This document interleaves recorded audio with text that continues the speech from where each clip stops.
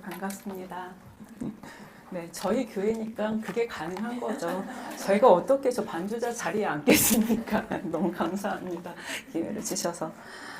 저희가 계속해서 우리가 행복한 교회가 되기 위해서 우리만 행복한 것이 아니라 세상을 행복하게 하는 공동체로 살아가야 한다라는 것을 말씀을 통해 살펴보고 있습니다. 그런데 참 말처럼 쉽지가 않죠. 요즘 세상이 정말 시끄럽고 혼란스럽습니다.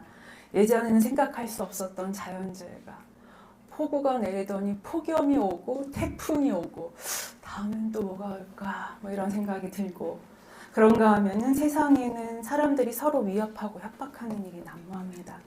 폭력이 짙어만 가고 서로를 향한 분노와 혐오가 극에 치달아서 요즘 밖에 나가기, 사람 많은 곳에 가기가 무섭고 정말 세상이 미쳐 돌아가는 거 아닌가라는 생각이 듭니다. 그래서 요즘에 교회가 세상을 행복하게 하려면 그냥 가만히 있는 게 도와주는 거 아닌가라는 생각이 들 정도입니다. 교회까지 사건, 사고 얹지 말고 조용히만 있어도 세상에 도움이 될 수 있는 것 아닌가라는 생각이 드는 그러한 세상이죠. 그런데 갈수록 기독교인과 교회에 대한 시선이 좋지 못합니다. 여러분도 잘 알다시피 요즘에는 교회의 건물을 빌려주지 않습니다. 많은 교회들이 예배를 드릴 장소가 없어 힘들어한다고 합니다. 우린 참 감사하죠. 제가 아는 분들도 아무리 교회를 장소를 찾으려고 돈이 없어서의 문제가 아니라 건물주들이 교회에 장소를 임대해주지 않으려고 하고 그리고 임대하려면 더없이 비싸게 부르는 거예요. 들어오려면 비싸게 내고 오든지 아니면 아예 들어오지 말라. 근데 사실 비싸게라도 들어오라고 하면 다행이라는 거죠. 예전에는 건물에 교회가 있으면 교회가 임대비 성실하게 내지 않습니까? 건물 깨끗하게 쓰잖아요. 일주일에 한 번, 몇 번 많이 안 쓰잖아요. 그러니까 사실은 건물주 입장에서는 교회한테 내주는 게 훨씬 더 이득이고 아니 그걸 떠나서라도 종교가 없는 사람이라도 교회에게 이렇게 임대해주면 하나님이 좀 나한테 복을 주시지 않을까라고 생각해서라도 교회에게 관대했는데 그것도 다 옛날 일이 되었습니다. 오히려 교회는 건물 임대 기피 대상 1호가 되었습니다. 참 어려운 세상입니다.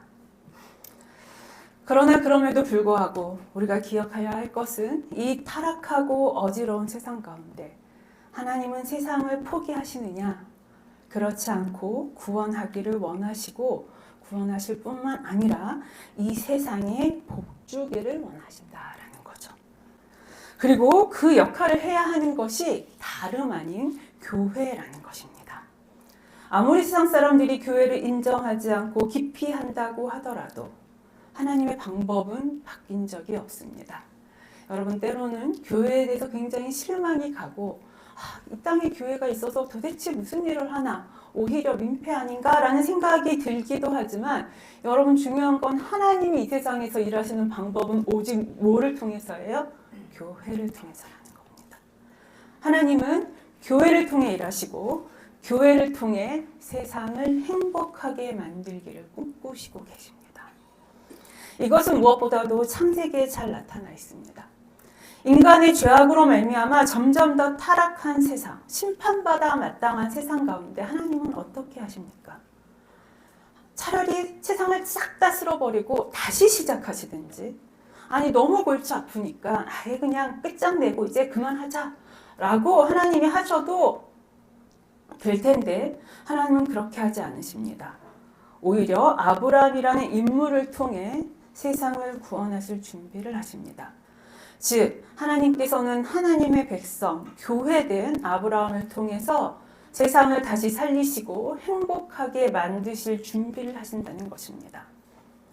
그러므로 오늘은 우리가 아브라함의 이야기를 통해서 하나님께서 이 타락한 세상 가운데 행하신 세상을 행복하게 하는 방법이 무엇인지 살펴보면서 그 가운데 그러면 교회가 어떤 역할을 해야 하는지 살펴보기를 원합니다. 첫 번째로 교회가 세상을 행복하게 만들려면 우리가 먼저 하나님이 주시는 복을 받아야 합니다. 오늘 본문 2절, 3절에 보면 복이라는 단어가 5번이나 언급이 됩니다. 2절에 보면 내가 너로 큰 민족을 이루어 내게 복을 주어 내 이름을 창대하게 하리니 너는 복이 될지니라. 너를 축복하는 자에게는 내가 복을 내리고 너를 저주하는 자에게는 내가 저주를 하리니 땅의 모든 족속이 너로 말미암아 복을 얻을 것이니라 하신지라. 무엇보다도 복을 의미하는 히브리어 바라크는 구약 성경에 310회가 언급됩니다. 그리고 그 중에서도 이 310회 중에 또 88회가 창세기에서 언급돼요. 인류의 기원과 시작을 적어놓은 창세기에서 다른 어느 곳보다 복에 대한 언급이 많은 것을 볼 때 하나님께서는 인류를 창조하시고 이 세상을 시작할 때 그 누구보다도 복을 주시기 원하셨다라는 것을 알 수 있습니다. 그래서 오늘 2절과 3절에도 하나님께서 분명하게 아브라함에게 복을 주시겠다고 약속하시죠. 그리고 여러분들이 잘 아는 신명기 28장에도 이렇게 나와 있습니다. 여러분 들어보십시오. 내가 내 하나님 여호와의 말씀을 청종하면 이 모든 복이 내게 임하며 내게 이르리니 성읍에서도 복을 받고 들에서도 복을 받을 것이며 내 몸의 자녀와 내 토지의 소산과 내 짐승의 새끼와 소와 양의 새끼가 복을 받을 것이며 내 광주리와 떡반주 그릇이 복을 받을 것이며 내가 들어와도 복을 받고 나가도 복을 받을 것이니라. 우리 목사님만 안 말하시네요. 우리가 너무 잘 아는 구절입니다만 여러분 이 구절을 자세히 보시면 하나님께서 마치 복주기로 작정하신 것 같아요. 복을 주는데 성읍에서도 들에서도 내 자녀 이거 끝나면 좋은데 토지 소산 짐승의 새끼까지도 다 언급하세요. 그리고 광주리와 떡반주 그릇 얼마나 구체적인지 모릅니다. 그래서 네가 들어와도 복을 받고 나가도 복을 받을 것이다. 여러분 이 정도 되면 복 안 받기가 어렵지 않겠습니까? 복 안 받는 게 더 어렵습니다. 그렇지 않습니까? 여러분 우리가 여기서 알아야 될 것은 하나님께서는 우리에게 복 주시기 원하시는 분이시라는 거예요. 하나님은 우리가 복을 받기를 간절히 바라십니다. 그런데 오늘날 이 복에 대한 오해가 많습니다. 복에 대해 설교하면 기복신앙이니 뭐니 하며 비판합니다. 마치 복을 받기를 구하는 신앙은 굉장히 미신적이고 잘못된 신앙인 것처럼 생각합니다. 물론 이런 생각을 가지게 된 데에는 하나님께서 주시는 복을 물질적인 것으로만 이해하고 이기적인 마음과 욕심으로 하나님의 복을 구했기 때문일 것입니다. 마치 다른 종교에서 자신들의 안일과 안녕을 위해 복을 구하는 것처럼 우리도 하나님께 그렇게 자기 자신만을 위해서 복을 구하는 것에 대한 비판이었을 것입니다. 근데 이러한 기복신앙에 대한 비판은 자칫 복을 구하는 것이 잘못된 것이고 마치 하나님의 복이 필요 없는 것 같은 생각을 가지게 합니다. 그런데 정말 그렇습니까? 여러분 우리가 하나님의 복이 필요 없고 하나님의 복을 구하는 것이 잘못된 것입니까? 그렇지 않습니다. 여러분 우리야말로 하나님의 복이 절실히 필요한 자이고 복을 받아야만 살아갈 수 있는 존재가 아닙니까? 우리가 하나님이 주시는 복이 없이 어떻게 이 세상을 살아갈 수 있습니까? 그렇지 않습니까? 하나님 주시는 복 없어도 저는 그런 거 없어도 괜찮아요. 전 복 없어도 돼. 이게 얼마나 그게 무슨 말입니까? 내 힘으로 살아가겠다는 거 아니에요. 하나님 주시는 복 없이도 내 힘으로 내가 알아서 잘 살겠다는 말 아닙니까? 이것이야말로 죄된 본성이라는 거죠. 그리고 무엇보다도 하나님께서 복을 이렇게 주시길 원하시는데 그거 필요 없어요 라고 말하는 것은 굉장히 오만한 것입니다. 물론 기복신앙이 하나님을 인격적으로 바라보기보다는 하나님을 이용해서 자신들의 욕심과 자신들의 탐욕을 채우려고 복받으려고만 하니까 비판을 받아야 합니다. 그러나 그렇다고 우리에게 하나님의 복이 필요 없는 것은 아닙니다. 아니 우리 모두는 하나님의 복을 반드시 받아야만 합니다. 무엇보다도 우리가 이 세상을 행복하게 하는 공동체가 되기 위해서는 우리 자신이 먼저 복을 받아야 합니다. 우리가 복을 받아야 세상을 행복하게 할 수 있기 때문입니다. 여러분 우리가 가진 것만으로는 결코 세상을 행복하게 할 수 없습니다. 하나님의 복을 받아야 그 복으로 인해서 우리가 세상을 행복하게 할 수 있는 것이라는 거죠. 그렇기 때문에 우리가 먼저 하나님의 복을 받아야 합니다. 사실 우리 다 받기 원하는데 아닌 척하고 있었던 거죠. 여러분들 받고 싶은 게 당연한 거고 받아야 합니다. 그런데 여기 하나님의 복을 받기 위해서 필요한 것이 있습니다. 오늘 본문에 보면 하나님께서 아브라함에게 복을 주시길 원하지만 그 전에 전제 조건이 하나 있었습니다.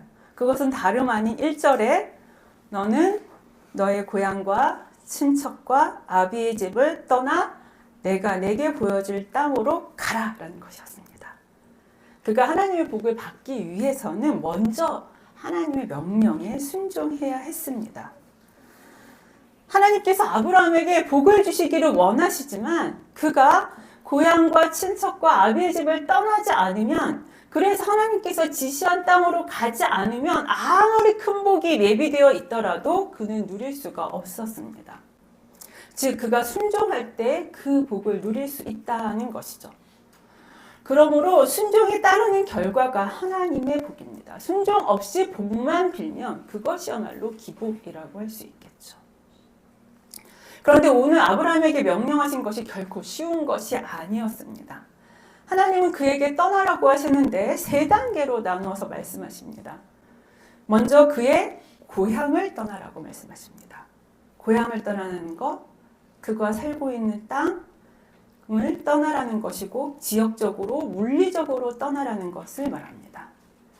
이것은 자신이 익숙하고 편한 경제적, 물질적 자산의 장소를 떠나는 것입니다. 사실 쉽지 않습니다.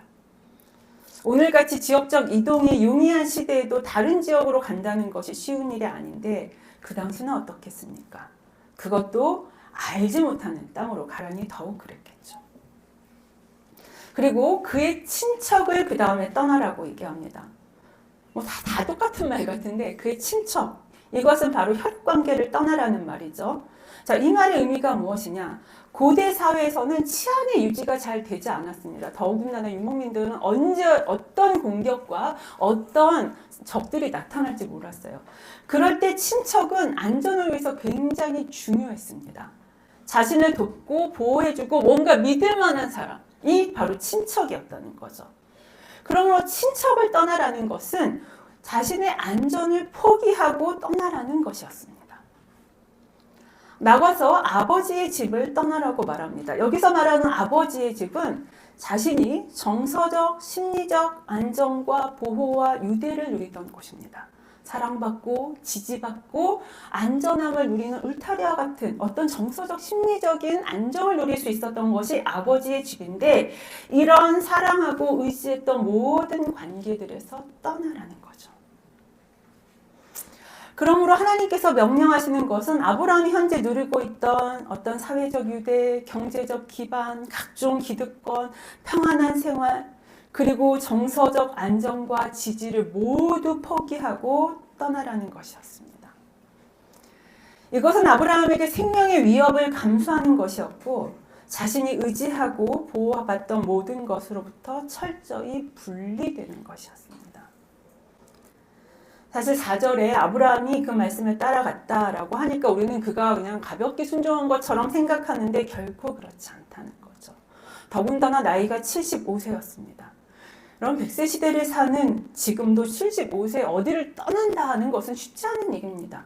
그런데 물론 아브라함은 100세가 넘게 훨씬 더 오래 살았지만 그 나이에 순종한다는 것이 결코 쉽지 않았다는 것을 우리가 알 수 있습니다. 그렇다면 하나님이 왜 이런 명령을 내리신 걸까요? 어려운 순종을 해야만 하나님의 복을 받을 수 있다는 일종의 테스트였을까요? 하나님 복은 아무나 받는 거 아니야. 그렇기 때문에 이 어려운 과정 통과해야 돼. 이런 거였을까요? 그렇지 않습니다. 여러분, 하나님께서 복을 주시는데 까다롭고 인색하신 분이 절대 아니에요. 단지 그 하나님의 복을 누리기 위해서는 우리의 것이 비워져 있어야 했기 때문이었습니다. 내 그릇에 무언가 채워져 있는데 그러면 하나님이 주시는 것을 온전히 다 받을 수 있을까요? 하나님이 주시려는 복을 온전히 채우기 위해서는 먼저 내 그릇이 비워 있어야지 그 복이 넘치는 거죠. 내가 채워져 있는 만큼 복은 줄어드는 거예요. 그래서 아브라함 자신도 가지고 있던 이 모든 것, 의지하던 모든 것을 버려야 했습니다. 아무런 보호도, 아무런 안전도 보장받지 못하고 정서적 지지와 유대도 박탈당하는 상황이 되었습니다. 그러나 그랬기 때문에 그는 오로지 하나님만 의지하게 되었어요. 여러분, 우리의 그릇을 비운다는 것, 하나님의 복을 받기 위해서 우리의 그릇을 비운다는 건 무엇이냐면 오직 하나님만 의지하게 되는 상황이 되는 거예요. 이렇게 하나님만 의지할 때 무슨 일이 일어납니까? 하나님의 복이 우리에게 넘치게 부어지는 겁니다. 그러므로 하나님께서 아브라함에게 요구하신 순종은 하나님을 온전히 의지하게 하기 위함이었고, 그렇게 하나님을 온전하게 의지할 때 하나님의 복도 온전하게 누릴 수 있게 된다라는 것입니다. 그가 전에 가지고 있었던 것을 내려놓고 버릴 때 이전에는 결코 누릴 수 없었던 복을 하나님 안에서 받게 된다는 것입니다. 여러분, 우리가 이 세상을 행복하게 하기 위해서 우리가 먼저 복을 받아야 됩니다. 근데 어떻게 복을 받아요? 우리가 오직 하나님만 의지할 때, 우리의 모든 것을 내려놓고 우리가 가진 것을 다 우리의 그릇에 비우고 하나님만 의지할 때 하나님의 복이 우리에게 온전히 주어지는 것입니다. 바라기는 여러분들이 하나님만 의지함으로 하나님의 복을 온전히 받는 자들이 되기를 소망합니다. 아멘. 그러면 세상을 행복하게 만들려면 내가 복을 받을 뿐만 아니라 두 번째는 무엇이 해야 되냐면 내가 먼저 복을 받고 두 번째, 우리 자신이 복이 되어야 합니다. 그렇다면 이제 아브라함에게 주신 복의 내용이 무엇인지 살펴볼 필요가 있습니다. 2절에 그것이 구체적으로 나와 있는데 2절에 보면 내가 너로 큰 민족을 이루어 내게 복을 주어 내 이름을 창대하게 하리니 너는 복이 될지라 이렇게 되어 있습니다. 여기서 처음에 먼저 큰 민족을 이루겠다고 합니다. 여기서 큰 민족은 단순히 자손이 번창하는 그 정도가 아니라 큰 민족, 큰 나라를 이루겠다라는 거예요. 그냥 네 가족이 좀 많아지겠다, 자손이 좀 잘 돼, 이 정도가 아니라 한 큰 나라를 이룰 것을 말씀하십니다. 그래서 창세기 13장 16절에 내가 내 자손이 땅의 티끌 같게 하리니 사람의 땅의 티끌을 능히 셀 수 있을진데 내 자손도 세리라. 자손이 어느 정도예요? 땅의 티끌만큼 많다고 얘기합니다. 창세기 15장 5절에도 그를 이끌고 밖으로 나가 이르시되 하늘을 우러러 무별을 셀 수 있나 보라. 또 그에게 이르시되 내 자손이 이와 같을 것이라. 요즘에 우린 별이 안 보여서 이 말이 안 나올 수 있는데 별이 여러분 중동 지역에 가보십시오. 중동도 아니고 사실은 우리나라도 제가 제주도 갔더니 엄청 별이 많더라고요. 네, 그렇게 많은 자손을 주시는데 이 셀 수 없는 자손을 그냥 셀 수 없는 숫자가 아니라 큰 민족, 나라를 이루게 하시겠다. 이방 여러 나라들과 같이 강력한 나라를 이루시겠다고 약속을 하셨습니다. 이렇게 큰 민족을 이루고 두 번째 주시겠다는 게 뭐예요? 내게 복을 주신다는 겁니다. 여기서 말하는 복은 세상에서의 성공, 번영, 재물, 풍요를 가능하게 하는 힘을 주시겠다라는 거예요. 소위 우리가 말하는 복, 그 복, 진짜 그 복입니다. 영적인 이런 건 진짜 그 복을 말하시는 거죠. 자, 그 다음 세 번째는 내 이름을 창대케 하리라 얘기하십니다. 그의 이름이 유명해져서 높임을 받고 명예를 얻게 될 것을 약속하시죠. 여러분 이렇게 쫙 보면 어떻습니까? 우리가 원하는 복 다 있습니다. 자, 그리고 네 번째, 그런데 그러고 나서 이런 복들과 함께 하나님께서 그러시냐면 내 이름을 창대하게 하리니 너는 뭐가 되라? 복이 될 것이라 라고 얘기합니다. 아브라함의 삶 자체가 하나의 복이 될 것이라고 이야기합니다. 이것을 이전 성경에서는 복의 근원이 될 것이라고 얘기하죠. 여러분, 그러면 복이 된다, 복의 근원이 된다라는 의미가 무엇입니까? 엄청난 어마어마한 복을 소유한 자가 돼서 그것을 나누어주는 이런 것을 말하는 것입니까? 오늘 우리가 아브라함이 받은 복을 살펴보았습니다. 자손과 물질과 명예를 주시겠다는 그 복이 대단합니다. 근데 정말 아브라함이 받은 복이 이 세상에서 대단할까요? 사실 자손은 기껏 하나. 2명 있었는데 그나마 이스마엘도 자꾸 아니를 3명으로 줄였습니다. 물론 불임이었으니까 100세 아들 주셨으니까 감사하죠. 안 끊긴 게 감사하지만 이게 정말 다른 사람들과 비교해서 대단한 복은 아니었습니다. 물론 그 다음에 많아졌지만, 그리고 물질, 아까 뭐 복을 주신다면서 세상에서 말하는 성공과 풍요, 뭐 재물, 그 물질인데, 예, 물질도 소유했습니다. 다른 사람들보다 물질도 많았고, 그래서 롯과 함께 거주할 수 없을 정도로 가축과 은금이 풍부해서 창세기 13장에 보면, 그래서 롯과 아브라함이 서로 헤어져야만 했습니다. 그가 물질의 복을 누린 것이 맞습니다. 그런데 그렇다고 해서 뭐 그가 세상에 손꼽힐 만큼의 그런 부자였습니까? 사실 땅이 없어서 사라가 죽을 때는 사라가 죽을 그 묘실이 없어서 그걸 사야 하는 지경이었습니다. 부동산이 최고잖아요. 별로 없었어요. 명예도 있기는 했습니다. 당시 사람들이 그를 선지자라고 불렀고 하나님이 세우신 지도자라고 칭했습니다. 나름 아브라함이 그 근동 일대에서는 존경받고 이름이 있는 사람이었습니다. 아니, 후대에 우리가 그를 믿음의 조상이라고 높이고 존경합니다. 그러나 그건 후대의 일이고 정작 아브라함이 누린 것은 그다지 크지 않아 보입니다. 아니 뭐 크고 안 크고 간에 여러분 이런 복은 이보다 더한 복은 세상 사람도 누려요. 그렇잖아요. 그러면 그가 복이 되었다, 복의 근원이 되었다라고 말하기에는 이 세상 사람 중에 하나님 없이도 그런 복 누리는 사람 많은데 그거를 복이 되었다, 복의 근원이 되었다라고 말하기는 좀 어렵다라는 거죠. 그렇다면 복이 된다는 것의 의미가 무엇이냐라는 거죠. 여러분, 우리는 아브라함의 출현을 생각해 볼 필요가 있습니다. 아브라함이 등장하는 창세기 12장 이전에 1장에서 11장까지는 어떤 이야기가 펼쳐집니까? 하나님께서는 천지를 창조하셨습니다. 그런데 인간이 범죄함으로 말미암아 이 세상이 어떻게 타락해 가는지를 보여주고 있습니다. 하나님께서 아름답게 세상을 창조하셨지만 인간의 죄로 말미암아 구제불능의 나락으로 떨어졌고, 그래서 하나님은 결국 홍수를 통해서 세상을 심판하실 수밖에 없었습니다. 그런데 그 심판 후에 인간이 정신을 차려야 되는데 정신을 차리지 못하고 뭐를 합니까? 바벨탑을 쌓아요.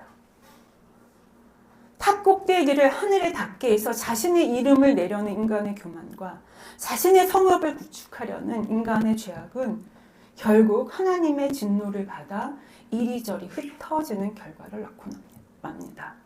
그것이 바로 아브라함이 출현하기 전에 일어났던 이 세상의 상황이에요.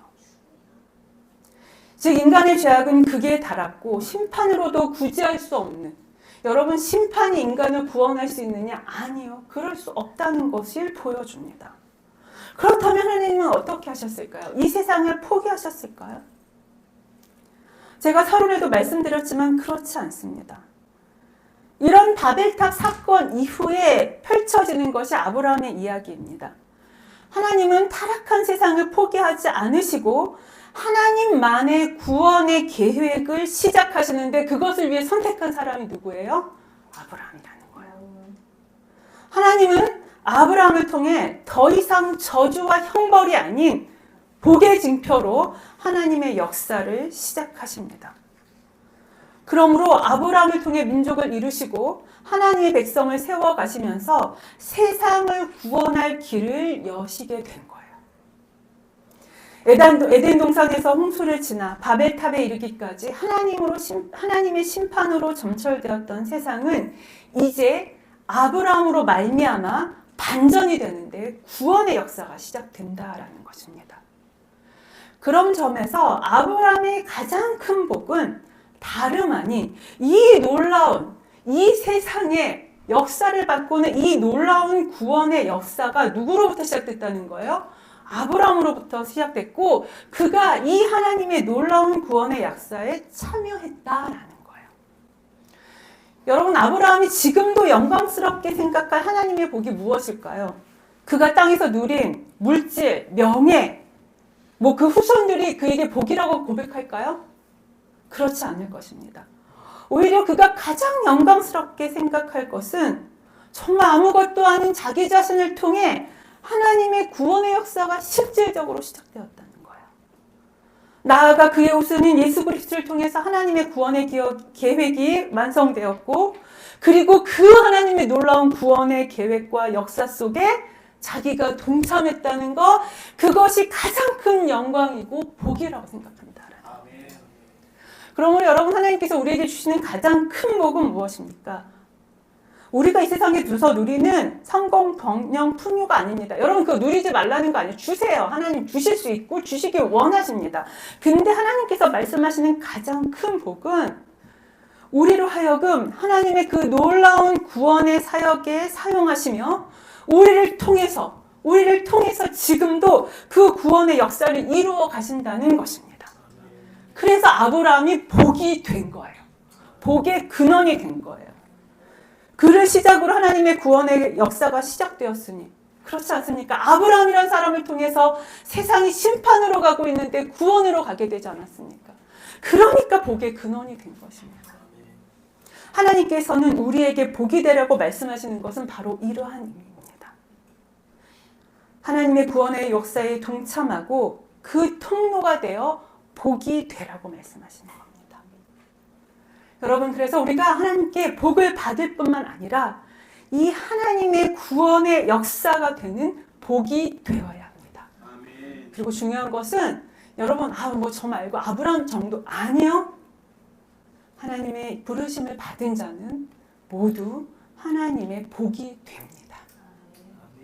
그러므로 우리가 복이 되는 공동체가 되기 위해서는 이 구원의 계획에 동참하는 하나님의 복의 근원이 되어야 할 것입니다. 세 번째로, 그러므로 이제 교회가 세상을 행복하게 하기 위해서는 내가 복이 되고 이제 나로 인하여 다른 사람이 복을 받아야 합니다. 이렇게 복이 되라고 말씀하시면서 3절에 하나님은 이렇게 말씀하십니다. 너를 축복하는 자에게는 내가 복을 내리고 너를 저주하는 자에게는 내가 저주하리니 땅의 모든 족속이 너로 말미암아 복을 얻을 것이라 하신지라. 하나님은 아브라함에게 잘 대해주는 사람, 축복하는 사람은 복을 받고 그렇지 않은 사람은 저주를 받을 것이라고 말씀하십니다. 하나님께서는 세상 사람들에 대하여 아브라함에 대한 태도 여부에 따라 달리 대우하시겠다라고 얘기합니다. 그야말로 하나님이 완전히 아브라함 편이 되셔서 적극적으로 이 세상에 개입하셔서 그를 통해서 복과 저주를 주시는데, 뭐예요? 어떻게 아브라함을 대하느냐에 따라서 축복과 저주가 왔다 갔다 한다는 거죠. 즉, 하나님은 하나님의 복을 받은 자로서 아브라함 편에 서시고 아브라함을 보호하시고 나아가 그를 통해서 하나님의 복이 전달되게 하십니다. 그리고 심지어 아브라함을 대하는 것은 하나님을 대하는 것과 동일해 줍니다. 그의 자세를 따라서 하나님의 복과 저주가 좌우되는 거니까요. 여러분, 이를 통해서 우리가 알 수 있는 것은 무엇입니까? 여러분, 우리가 하나님의 복을 받은 자로서 자긍심과 자신감을 가지셔야 돼요. 아멘. 여러분은 어떻게 대하느냐에 따라서 세상 사람들에게 이 말, 복과 저주가 갈립니다. 그러니까 여러분, 주변 사람들이 여러분들한테 뭐라 그러면 너무 화내지 마세요. 후회할 텐데 이렇게 생각하세요. 힘들 텐데 이렇게 속으로만 생각하세요. 너무 드러내놓고 얘기하면 기분 나빠하니까. 여러분에게 어떻게 대하느냐에 따라서 그들에게 임한 하나님의 복과 저주가 달라집니다. 그리고 기억하십시오. 주변에 있는 사람이 여러분을 만나서 복을 받은 것이라는 것을 잊지 마십시오. 여러분, 세상은 믿는 자들을 비난하고 기독교 위상이 떨어져 가지만 그렇지 않습니다. 이 땅에 교회가 있는 것이 복이고 우리 자신이 이 세상에 발을 디디고 서 있는 것이 복입니다. 내가 어떠해서가 아니라 하나님께서 어떻게 하시겠다고요.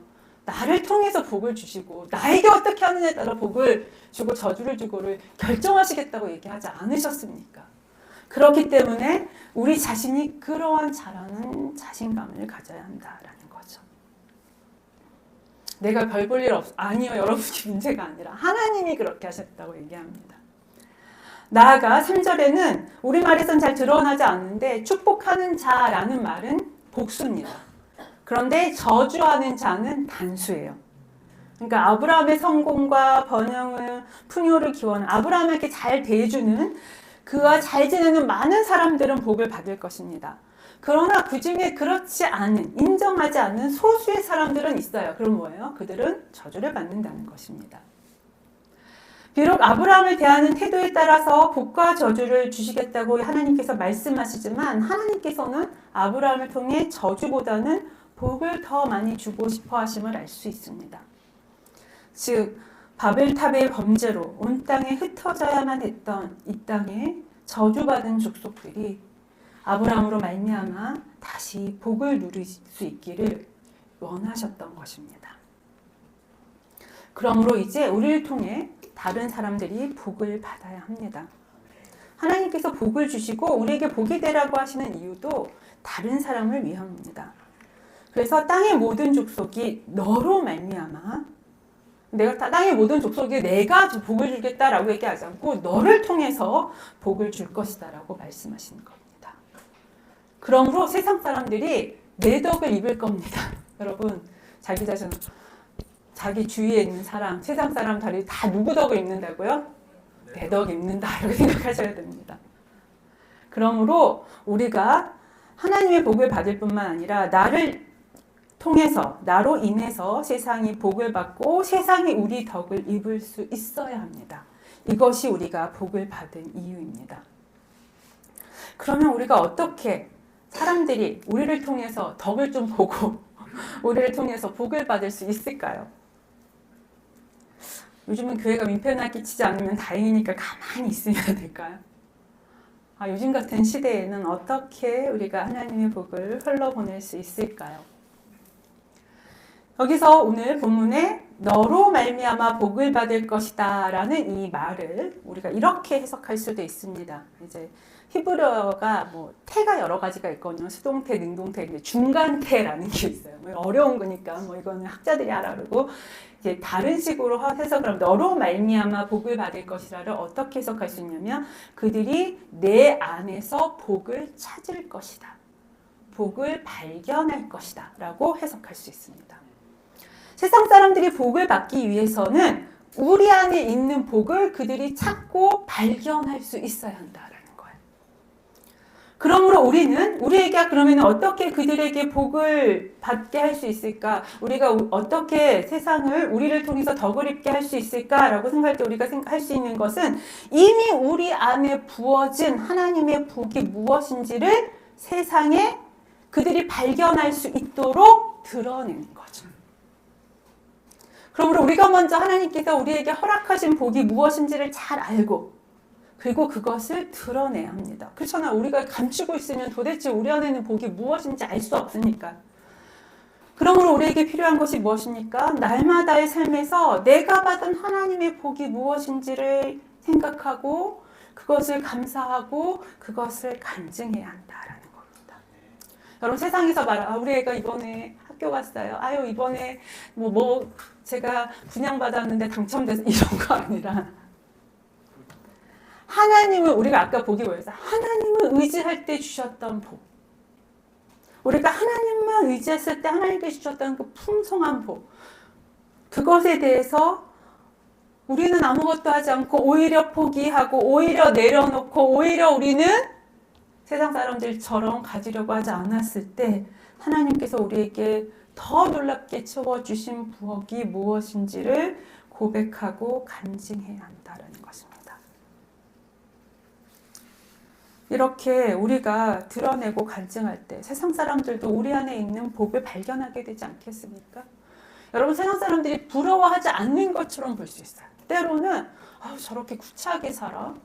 저 좀 왜 이렇게 어렵게 살아? 이렇게 할 수 있습니다. 근데 되게 재밌는 건 뭐냐면 사람들이 그러면서 지켜봐요. 왜 저럴까? 왜 저렇게 살까? 왜 저렇게 사는데도 저 사람들은 괜찮을 걸까? 근데 그러다 뭐예요? 궁금해하다가 보니까 그렇게 누리는 복이 더 좋아 보이고 그러다 보면 어떻게 돼요? 그들이 누리는 이 복이 누구로부터 왔어요? 하나님으로부터 왔고 그럼 하나님에 대해 예수님에 대해 궁금하게 되고 그리고 그들도 그 복을 누리고 싶어 하게 된다라는 것입니다. 여러분, 전도하기 어려운 시대입니다. 예수님을 말하는 것, 제가 심지어 기독교 학교에서 강의하는데도요, 기독교 학교에서 기독교 과목을 강의하는데도 종교를 얘기하면 안 돼요. 강요하면 안 돼요. 도대체 뭘 가르치는지 모르겠습니다.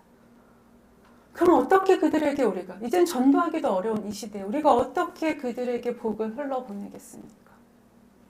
여러분 안에 받은, 여러분들이 하나님 앞에 날마다 순간순간, 과거 예전에 자꾸 얘기하지 말고 날마다 나에게 부어주시는 하나님의 은혜, 하나님의 복을 발견하고 여러분들이 드러내고 감사하고 간증할 때 그들이 그 복을 발견하게 됩니다.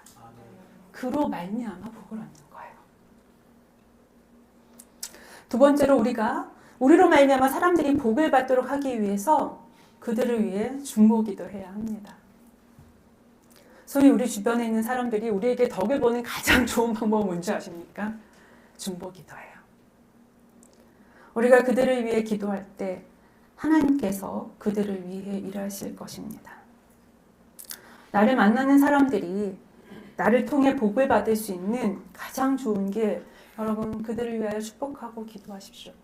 제가 저번 인직자학교에도 말했지만 가면 갈수록 이 시대에 점점점 더 중요한 영적인 훈련은 기도입니다. 그리고 영적인 능력은 기도에서 나타납니다. 그런 의미에서 여러분들이 만나는 사람, 여러분 만난 것만으로도 그 사람들 복이라니까요. 왜요? 돈이 나고 떡이 나와서가 아니라 내가 기도하니까. 내가 그 영혼을 위해서 하나님 앞에 기도하니까. 그래서 만나서 그냥 커피만 마시지 마시고 커피 마시면서 잠깐이라도 그 사람을 축복하세요. 그 영혼을 하나님 앞에서 기도하세요. 지상적인 이러한 권위를 가지고 그 영혼을 위해서 기도하세요. 그럴 때 하나님께서 우리의 기도를 들으시고 그들에게 복을 주시며 나아가 타락하고 무너져가는 이 세상 가운데 놀라운 구원의 역사를 써가신다라는 것입니다. 바라기는 우리가 복을 받을 뿐만 아니라 복이 되어 다른 사람이 더 풍성히 우리로 말미암아 복을 받을 수 있게 되어야 합니다. 말씀을 마무리하겠습니다. 우리가 세상을 행복하게 하는 공동체가 되기 위해서는 무엇보다도 우리가 복을 받아야 합니다. 여러분, 하나님께서 주시는 복을 마음껏 받으시다. 그런데 이제 막 아멘이 커지네요. 저는 좀 목사님만 아멘 하시고 모두들 왠지 그러면 될 것 같아요. 이런 마음을 쓰셨던 거죠. 그런데 여러분 그 복이 언제 주어진다고요? 우리가 하나님만 온전히 의지할 때 주어지고 누릴 수 있음을 기억합시다. 내 것을 가지고 하나님 복도 누리고 세상의 복도 다 누리려고 하면 두 마리 토끼를 잡으려는 어리석은 자가 됩니다. 내가 내려놓는 것이 힘들 것 같고 때로는 세상에서는 손해보는 것 같지만 하나님 말씀에 순종할 때 그때 생각하지도 못한 하나님의 복이 우리에게 임할 것입니다. 나아가서 우리에게 주신 이 복을 감사하고 사람들에게 고백하고 간증합시다.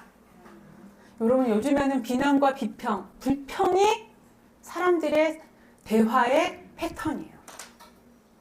여러분, 요즘 고등학교 애들은요, 여자애들, 우리 조카가 그러더라고요. 예쁘잖아요. 예쁜 옷 입고 올 수 있고, 예쁜 가방 샀을 수 있잖아요. 나 어때? 그럼 뭐라는 줄 알아요, 애들이?